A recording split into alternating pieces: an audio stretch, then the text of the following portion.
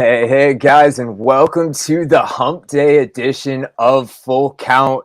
I'm honored to be back and bringing you today's episode again from the host chair. And I hope you guys aren't sick of me yet, because you're going to be seeing a lot of me this week on this show. If you don't already know, I'm Jeff Michaels, or you may know me as JM Sports. But Joey D's still out recovering from some illnesses, and we wish him and Dion the best and a speedy recovery. But there's still plenty of baseball to be played and plenty of money to be won. But, speaking of ways to win you guys money, let me get started telling you this incredible deal we got going on this week. All the way through the end of the World Series, you can get any of this week's Full Count panelists for just $159. You can get your favorite capper or cappers for 5 weeks of MLB action for less than the price of 1 month in the regular season, and you're getting all the postseason excitement. All you got to do is use MLB 159 as your code upon checkout, and you're saving almost $100 and locking up your favorite capper, like I said, all the way to the World Series. And that's a price you're not going to be able to beat anywhere. But not only do we have these unbelievable deals for you guys, but we also have an unbelievable panel for you here today. And I'm truly mean it when I say I'm honored to be sitting in the host chair with these two guys. We got the Insiders Room, Nick Parsons, and the Iceman, Jesse Schule. I know at the bare minimum, this is at least the first time I've been at the host chair with Nick over there on Full Count. And I haven't known the man very long, but I do know one thing. He knows how to pick you guys some winners. He was doing it long before he joined the team over here. And I'll tell you, nothing's changed. He's all over those leaderboards. And it really is a pleasure to share the stage with you. How are you doing today, Nick? Yeah, I'm doing great. Thanks for having me on as usual, Jeff. And yeah, for sure, man, I definitely want to give out a few winners here today. Yeah, we're looking forward to it. And, we got the other half of today's dynamic duo, the Iceman over there. He's earned the nickname, but he's been anything but cold recently. Absolutely killing it. Long time no see, Jesse. How are you doing today? Doing great. I'm glad you give me an opportunity to redeem myself after a poor showing with the roundtable games yesterday. But I feel good about today's picks, so let's get into that. Yeah, I'm sure everybody's hoping to see those Twitter videos pop up again sometime soon. But like they said, guys, plenty of free winners. We got 3 big round tables for you today, followed by a best bet segment coming from all 3 of us. And game number 1 on that round table slate, the Baltimore Orioles are headed out to Boston again for game 3 in the series. These two teams are off back-to-back games of 22 combined runs to open the series. And like I said, they take the field again for game 3 today. Dean Kramer's on the mound for Baltimore. Doesn't seem to be the pitcher that's going to allow 1/2 of 22 runs tonight, but they're clinging to their playoff hopes. They're 3.5 games out of the wild card currently. And Kramer's 8-4 this year with a 3.06 ERA in his 19 outings. His ERA is slightly worse on the road, but he's got a 5-2 record, and he's 4-0 in his last 7 starts. Boston's got the lefty on the mound, Rich Hill, and he's struggled recently, but in his last 5 starts, he had one real impressive start. And that one came against these Baltimore Orioles back on September 11th. He's posted a 6.26 ERA at home this season, but he's been noticeably better in a minimal 7 starts against this AL East division. Series has been pretty even this year. Baltimore holds a 9-8 edge head-to-head, but Rich Hill actually holds the head-to-head edge between these two teams when taking on the opposing team on the season. But anything can happen when those bats go off. If they go off like we've seen for the last 2 games, showing how Boston turned around from a 6-game losing streak to put up 13 runs yesterday. Nick, why don't you get us started, kick things off for this game, see if you got any inside info that we may have on these hot bats. Well, Jeff, you totally broke it down great as far as this individual game and that. But when you look at it in a bigger picture, of course, we're coming down to the end of the season here and the playoff implications between these 2 teams. Well, of course, Boston's is out of playoff contention. Baltimore still has a mathematical shot. It's like 3.5 games behind Seattle. So as you pointed out, if you look at this pitching matchup, I think if on a neutral field, you would agree that Kramer has the advantage here. He's had his difficulties with the Red Sox in the past, as you outlined. But I mean, that was then, and this is now. Overall, he's been great this year. He's 8-5 with the 3.07 ERA. Now, Rich Hill, he's obviously on the downward spiral of his career here. He's 7-7 with that 4.65 ERA. But yeah, in kind of a reverse, he's had a ton of success against the Orioles in the past, but a lot of pitchers have had success against the Orioles in the past, and sort of the same thing. In his last start, he went 5 innings. He allowed 4 runs off 5 hits. So he comes in on poor form. So you know what? This means a lot, obviously, to both teams. The whole playing spoiler role, I mean, it goes a long way in sports, there's no question, but it only goes so far. I just think that there's some value here on Kremer and the Orioles to bounce back from that 13-9 loss last night. They did win 14-8 in the first game. So yeah, I have a strong lean. I think there's some value there on Kremer and the Orioles on the road. Yeah, I got my eye on this one. I mentioned it yesterday. I always like to get it in when I can, but my Guardians clinched the Central, and now I'm looking who's going to be coming in that 6th wild card spot and looking what Baltimore can do from behind. Jesse, what's your take on this game in the AL East tonight? Well, the insider's room is a tough act to follow, but I'm going to agree with everything that Nick said. I don't like the Orioles' chances of actually pulling it off, but like you guys said, they are still alive thanks to the Seattle Mariners and their recent futility. Seattle's left the back door open, and Baltimore's still got plenty to play for. Dean Kremer off a complete game shutout in his last start. He's 2-1 with a 2.61 ERA in his last 5 starts against Rich Hill, who had been great up until his last 2 starts. So Hill had been Boston's best pitcher all season long, and all of a sudden back-to-back losses, 8 runs, 13 hits in 9 2/3 innings. The Red Sox have lost 6 of their last 7. Home field or not, I can't back Boston here. I'll take the Orioles. Yeah, I seem to be agreeing with you guys. We've talked about it a lot, and as we closed out the season, and a lot of what we're focusing on now is what teams are playing for and who's pitching on the mound, and Baltimore seems to have the edge in both of those aspects going to this one. So I got no reason to disagree with that one. I think I'm back in the Orioles too, and at least in game 1 or game 3 of this series, game 1 in their table.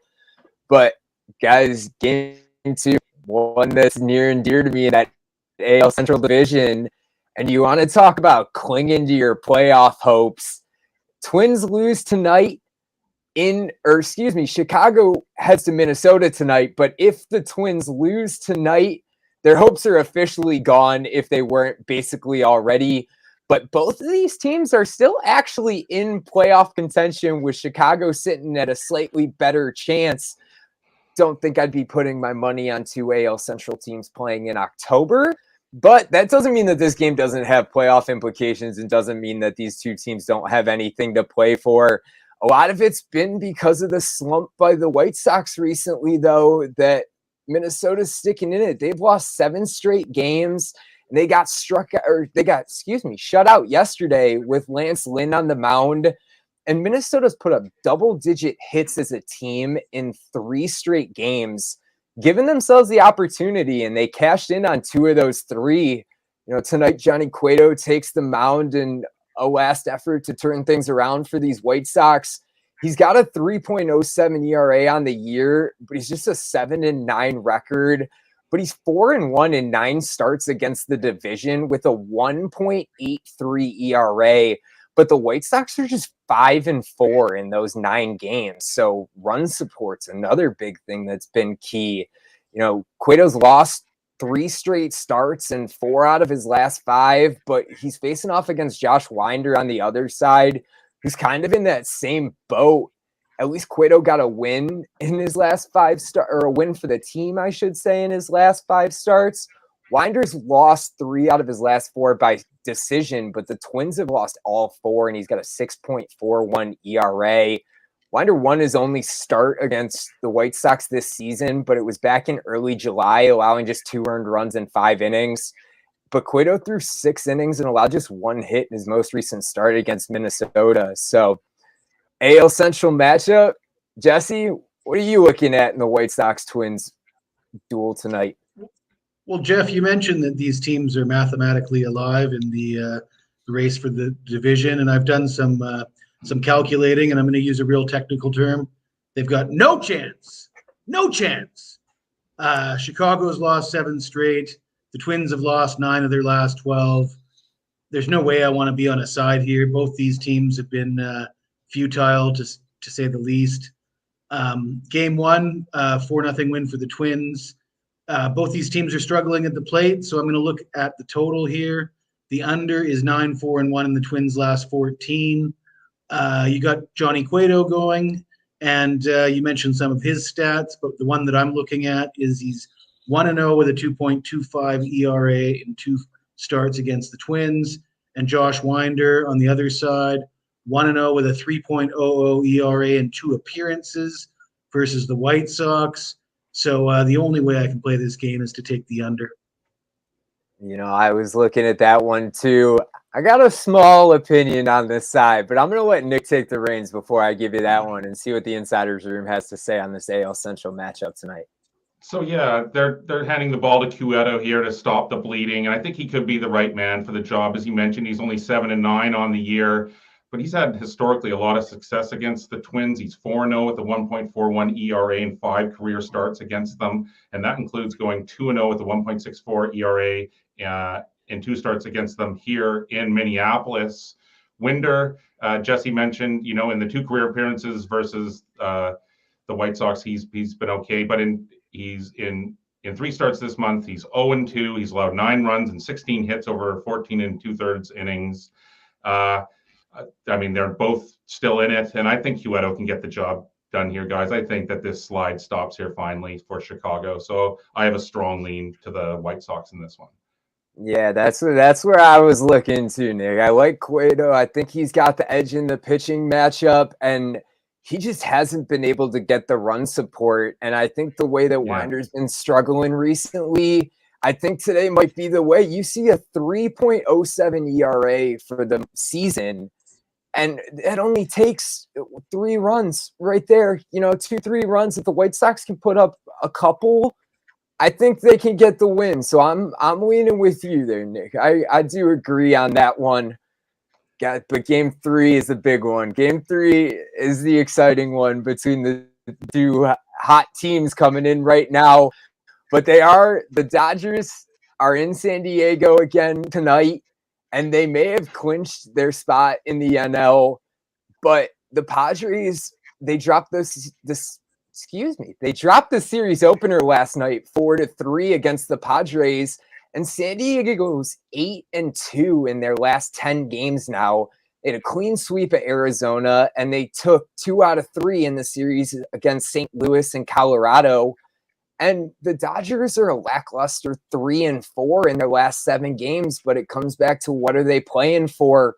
But tonight's pitching matchup, we thought they had the edge yesterday with Tyler Anderson.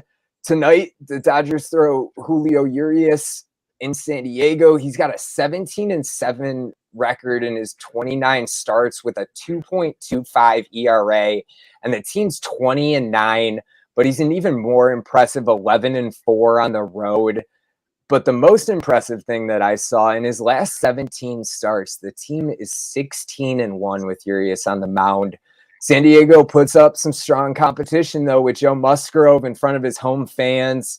His 3.12 ERA this season is still impressive, and the Padres have won 18 of his 28 starts, including 8 of his 10 against the division this year.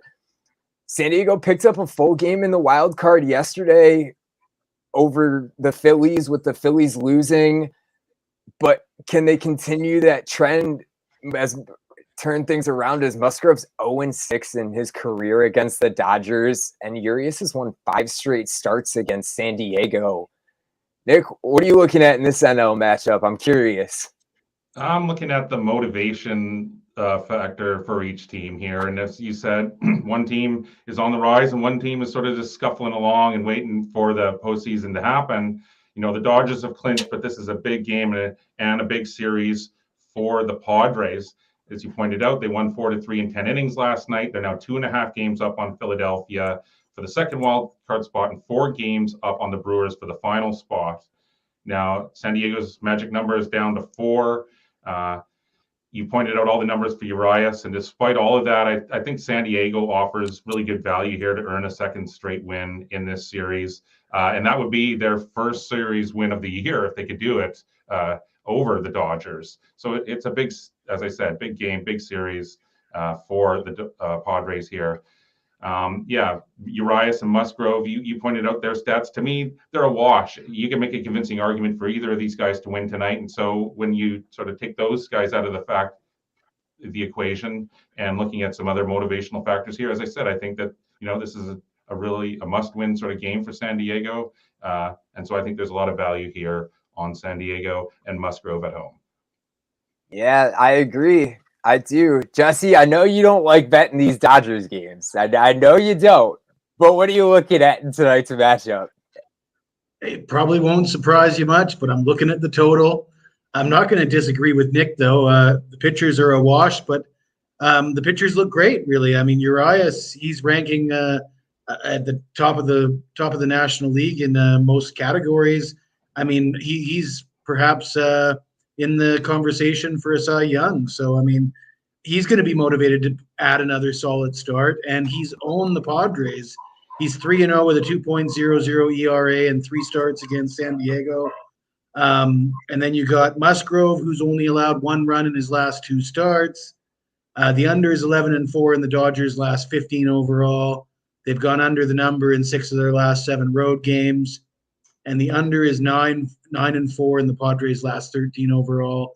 This just has pitchers duel written all over it to me. I don't see them going over 7.5 here. Yeah, I like it too. I think I'm leaning with the Padres though too. Nick, let me throw one back to you.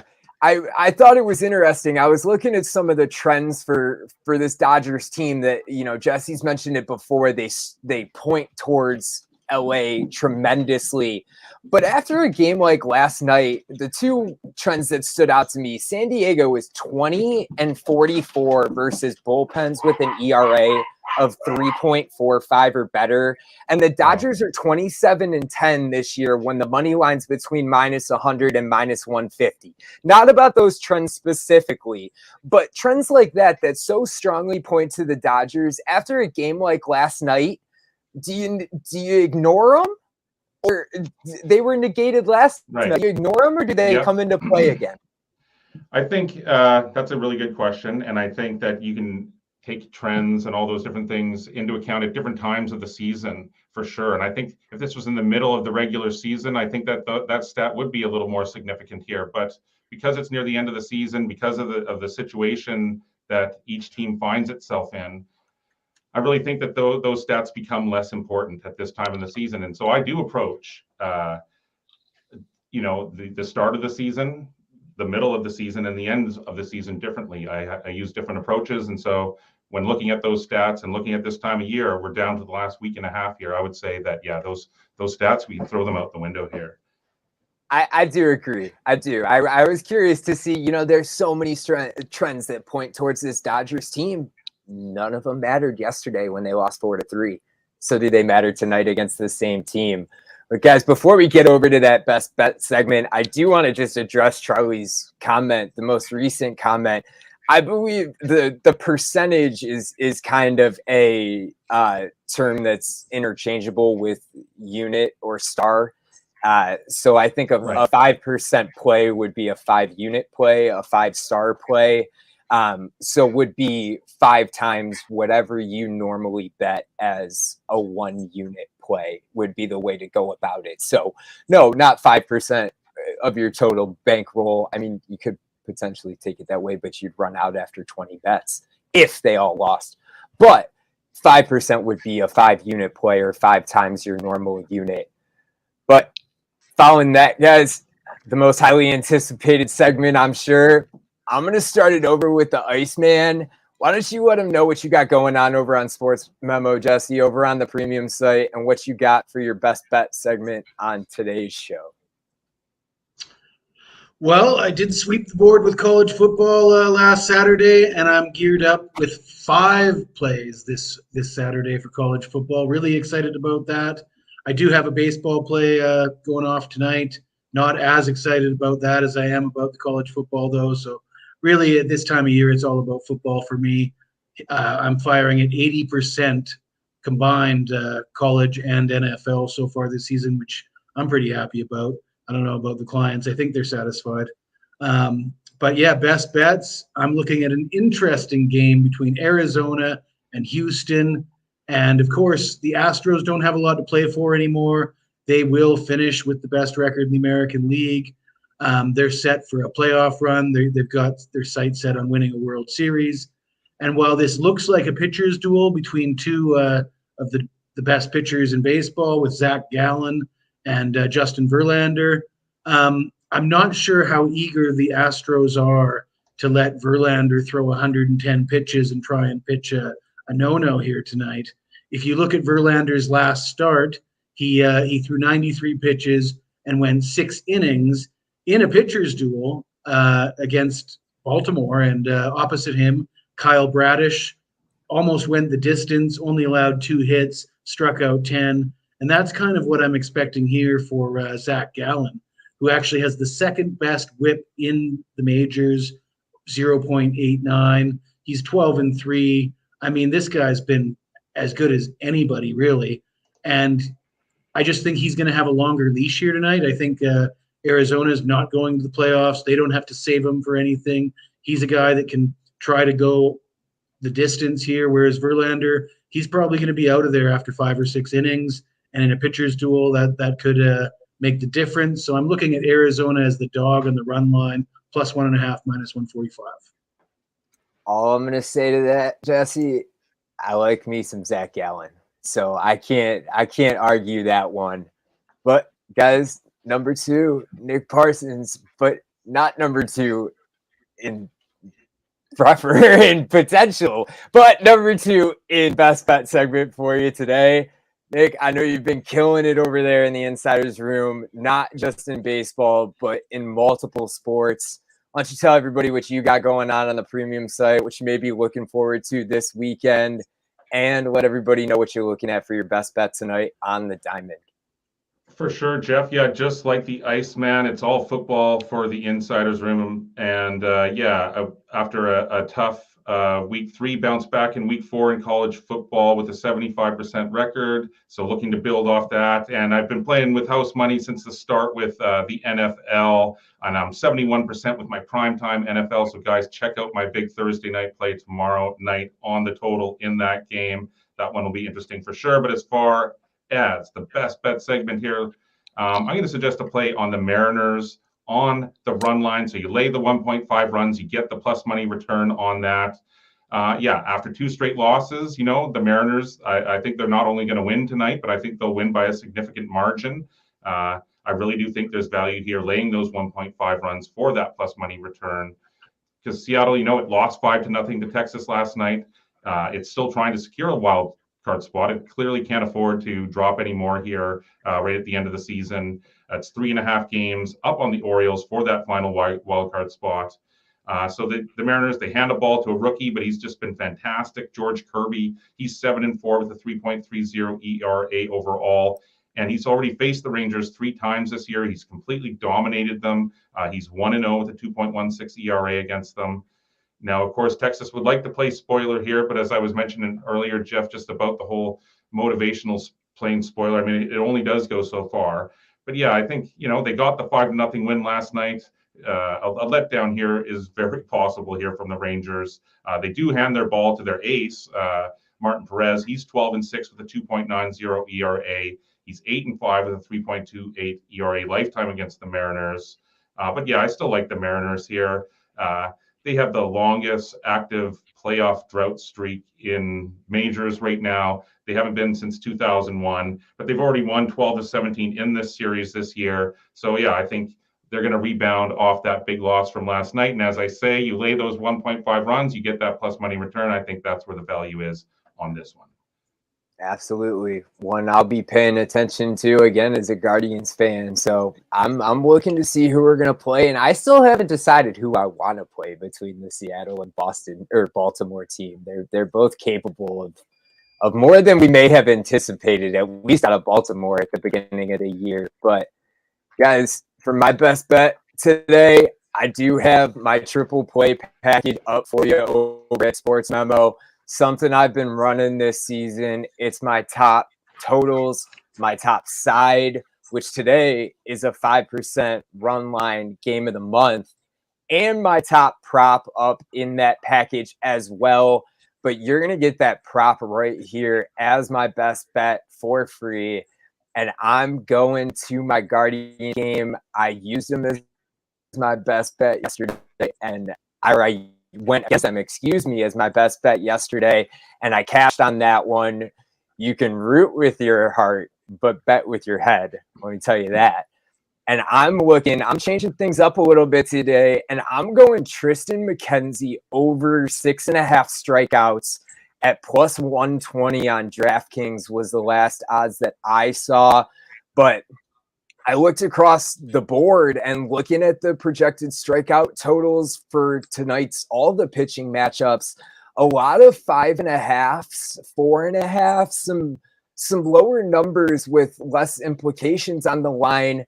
But even with Cleveland seemingly locking up their spot at this point, getting Tristan McKenzie plus money at 6.5, I'm all over it. Not only has he thrown at least 7 strikeouts in 6 of his last 10 starts, but he's done it in a consistent fashion when playing in front of his home crowd. He's thrown 7 or more strikeouts in 8 of his 11 home starts this year. And I'm using that 7 strikeout mark because obviously that's what we need to cover this 6.5 margin. But the only 3 home starts that he didn't achieve that, his first 3 home starts of the year. He's done it in 8 straight games playing in Cleveland, throwing at least 7 strikeouts with multiple instances of double-digit strikeouts. And Tampa Bay, you look at them at a glance, they haven't been one of the easiest teams to strike out recently, but they're also not a road dog very often. So I looked into that one because usually that means they're facing a quote-unquote dominant pitcher by somebody's standards. And recently, McKenzie has been that. In those limited situations, which is dating back to May 1st, the Rays are striking out 9.5 times per game against right-handed pitchers as a road dog.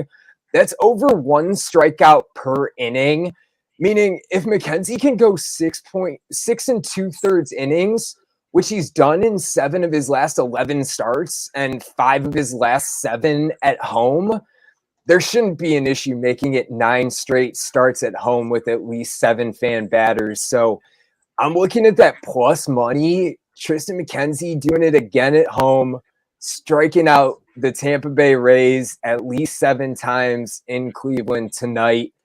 And that's my best bet for you today. But guys, don't forget, after the show, jump on over to SportsMemo. Check out what these 2 guys got going on. I got some college football action up and posted for this weekend as well. And don't forget, guys, you got this week. Thanks to everybody over at SportsMemo and their customer appreciation that just keeps on giving. You can lock up your favorite capper or cappers through the end of the World Series in baseball action. For less than the price of 1 month in the regular season, you're getting 5 weeks of MLB action plus the postseason for just $159 if you use that code MLB159 when you check out. So don't miss those opportunities, guys, to cash in, ride it all the way to the bank, but ride it all the way through the rest of this MLB season. But that's all we got for you today, guys. Best of luck with all your bets out there. And we will be back tomorrow with some more baseball best bets and roundtable action for you guys at 3 p.m. Eastern tomorrow. So best of luck. We'll see you then.